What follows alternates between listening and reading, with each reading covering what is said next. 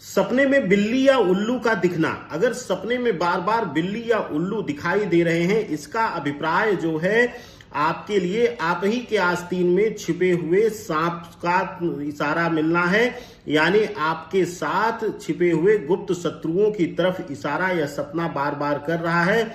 आपको कहीं किसी से बड़ा धोखा, किसी के द्वारा ठगा जा सकता है। कोई आपके पीठ पर खंजर भोंकने का काम कर सकता है। कोई आपका अपना मित्र, अपना खास जो है आपको बड़ा धोखा देगा, आपके भरोसे को तोड़ेगा। इस स्वप्न के आने के बाद थोड़ा सा अपने आप को सतर्क कर लीजिए। किसी पर भी अंधविश्वास मत कीजिए।